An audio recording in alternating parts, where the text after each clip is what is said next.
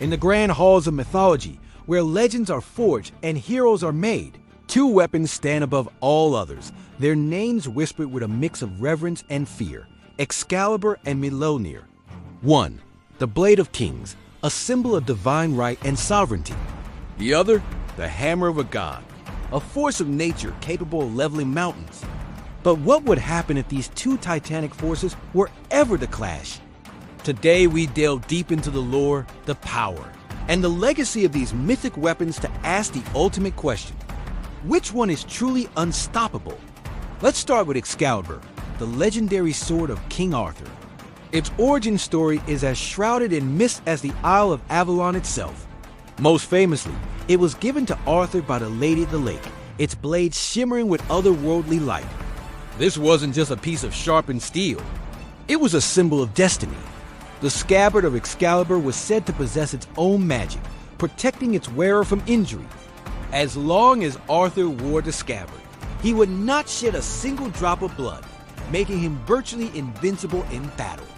The sword itself was described as being so bright it could blind enemies, and it could cut through iron and steel as if they were wood.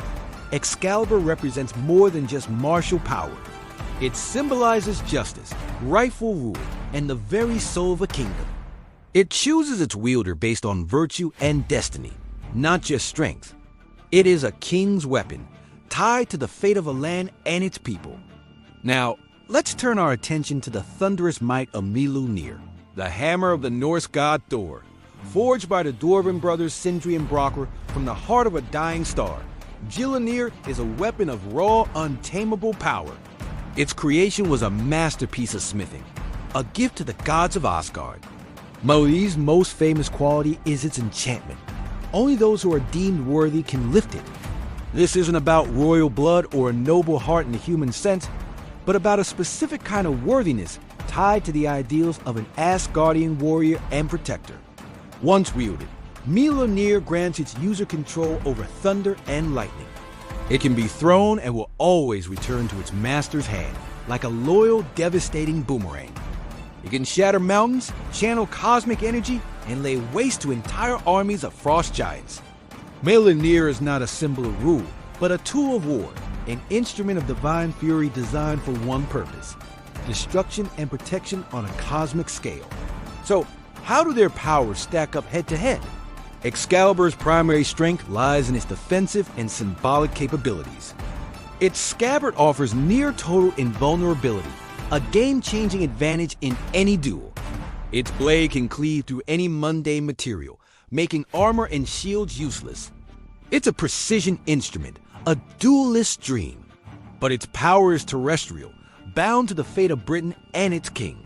It doesn't summon storms or level cities. It secures victories and upholds a reign. Mjolnir, on the other hand, is a weapon of mass destruction.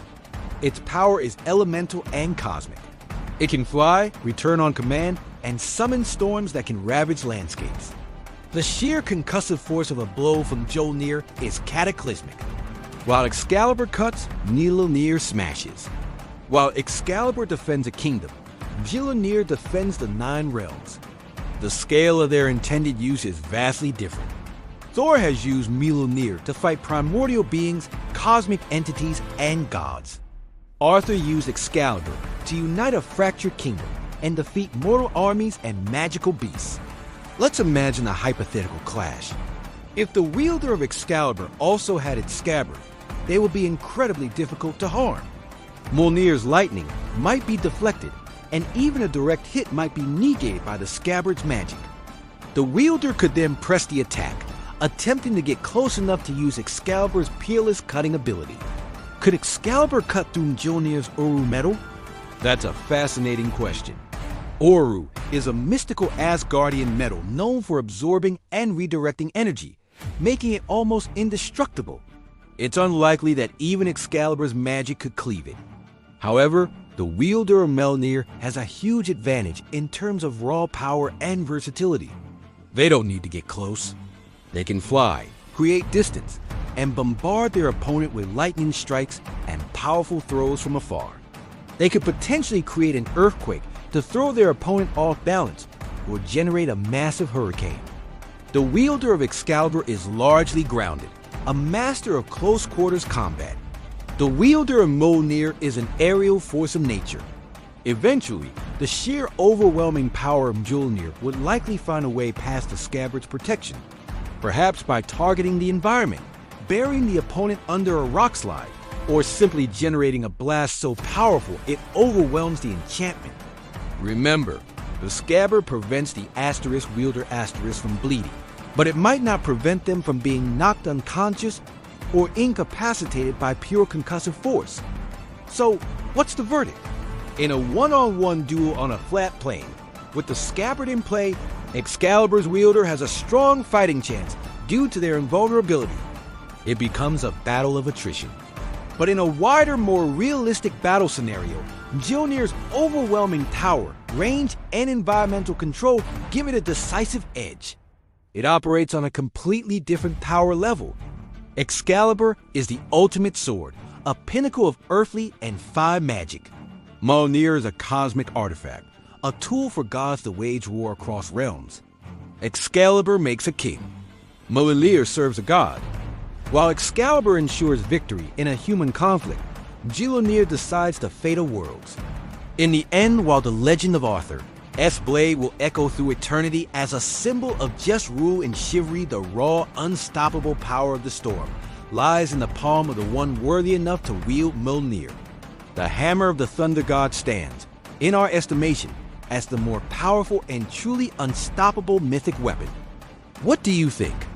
Which legendary weapon would you choose to wield? Let us know in the comments below. Thanks for joining us on this legendary deep dive. If you enjoyed it, be sure to hit that like button, subscribe, and ring the bell so you don't miss our next exploration into the world of myths and legends.